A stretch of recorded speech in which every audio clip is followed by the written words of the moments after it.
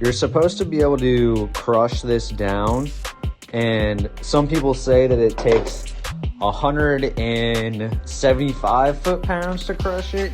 Some people have said up to like 300 foot-pounds, which is fucking insane. This is the assembly outside of it. So it goes the teeth of the gear, there's shims underneath this bearing, the bearing, pinion gear itself, the crush washer. Then there's a bearing on the inside of this, right here, that this crush washer is supposed to crush up against, right? Then you have the flange and companion flange, that little gray piece, and then the nut on top. Look, there's absolutely, I mean, like, that's the cage of the bearing. It's not the bearing itself, but that spins. The crush washer doesn't spin, so as it's tightening, it's tight here, tight there, tight there. Like, where's my movement? This is exactly how it is in the setup. I think I have about the same threads showing when it's tightened down, so it's almost as if it's loose. All right, so we got the rigid axle crush sleeve eliminator. So this is the crush sleeve, and then this is the eliminator part. So it has the shim stack and the little bearing. So this is just a solid piece of metal that doesn't get crushed down. And you gotta shim stack it until it's the right depth for the pinion. But they give you some instructions and some good places to start stack wise. So we're gonna see if this works. See if we can get this axle back in, huh? So they say to start with 3 on the shim stacks. We're gonna see if this works. So this is my second stack of shims. I'm going with 1.06 millimeters. My original one was 0.8 millimeters. See if this works. It was a little too tight of preload, so going with this.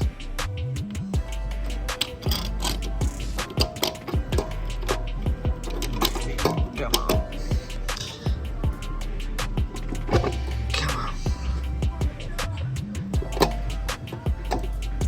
Come on.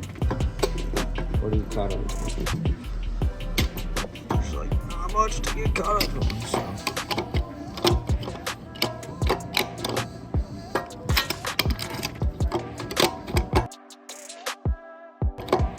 There we go. Whew.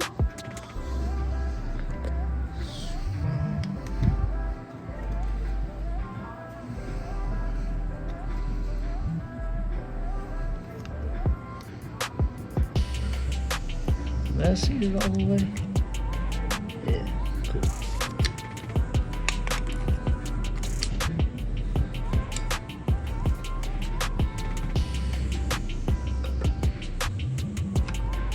Bang. Beautiful.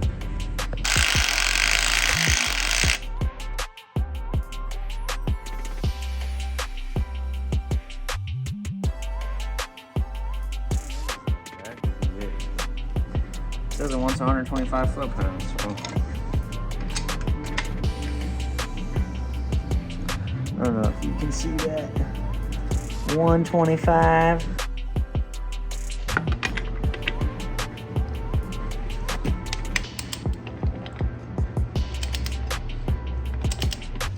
So it's still pretty tight. I don't know if my shim stack needs to be thicker on the pinion stack or on the back of the bearing. So now I'm just trying to figure out if I need to pull off that pinion bearing and shim it or re-shim it. Maybe it needs to be less of a stack on that side and then less of a stack on this side, or more of a stack on this side. Whatever, we'll see, we'll see.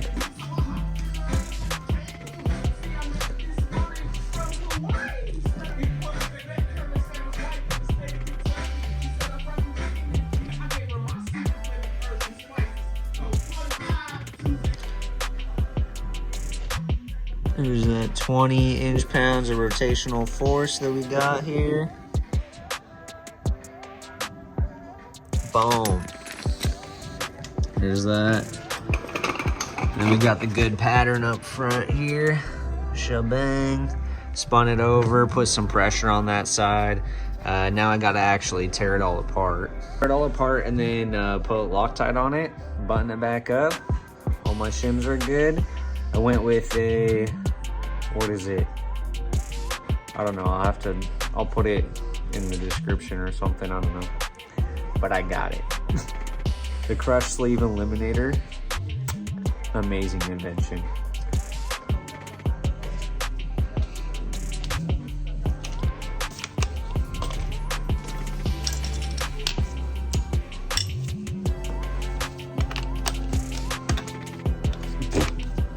Not even the right one.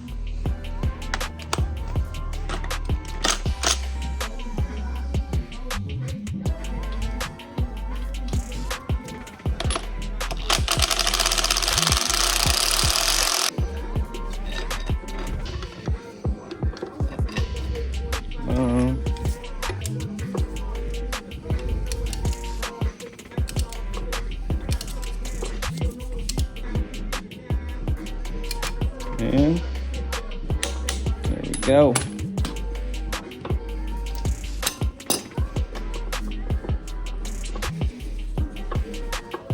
Cool. I mean, I don't know if you can see that, but that's between 10 and 20. Boom.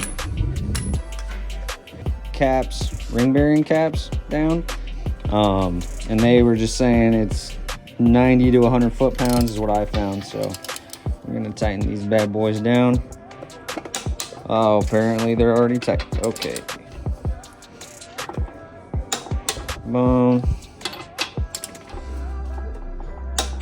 Boom. Make sure she can still spin over. Yeah, should be golden. Heck yeah, now we can actually just throw the axles, well, throw it in. Actually just tighten those down and they don't have any Loctite on them. So I'm gonna pop those out and put them back in real quick.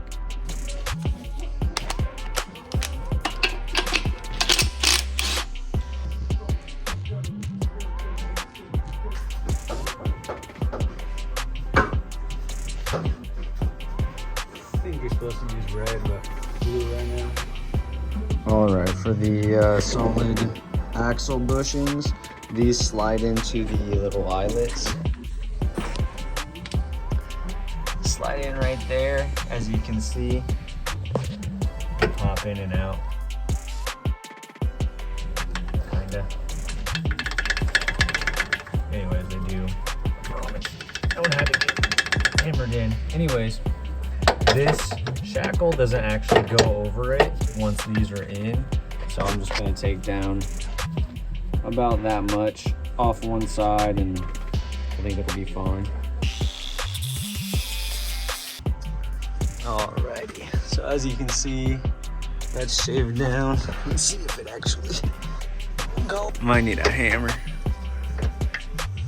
Hammer it in. Yeah, I think it might need trimmed just a bit.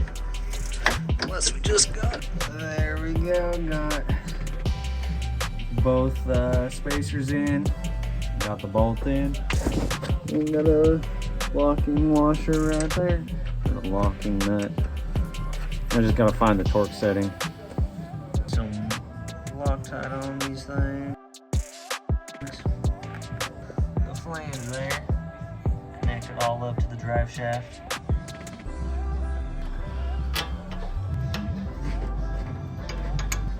Cool, let's buzz these down.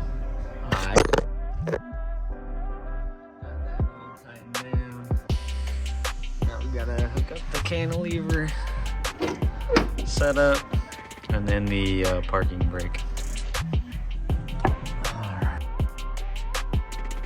So we gotta tap those in.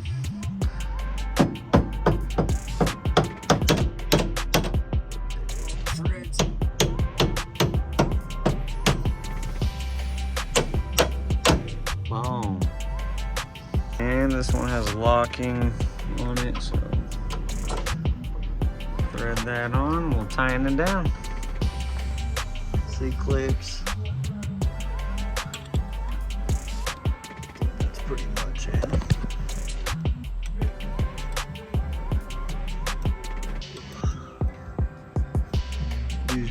to kick it out.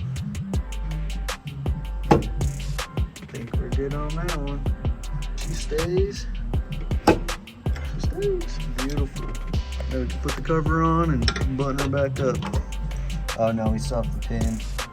Alright, then you take your pin, line up the hole. Bang. Line up the hole to the right there. Where you can put your pin in. Maybe. It really goes in a little. Oh! Oh, too hard.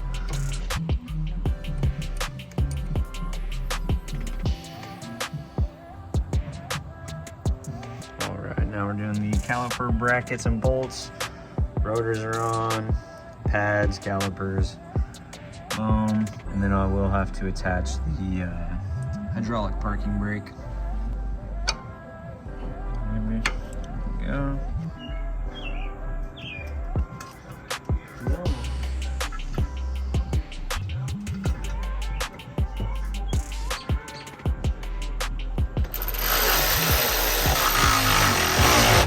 So we got the gear oil here and the friction modifier, which I'm not sure if I actually need it or not.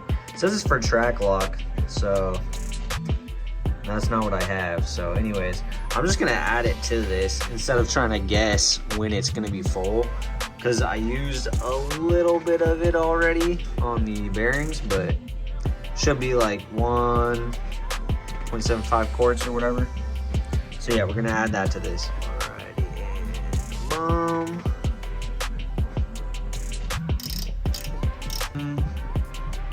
Nice and clean. Oh boy. Ready? Oh, oh, what am I hitting? Okay, let's see. Ah, no! Nope.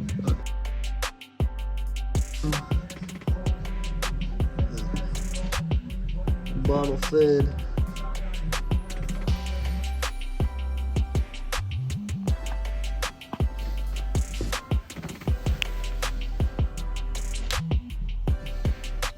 All buttoned up, calipers on, rotors capped, filled up with oil.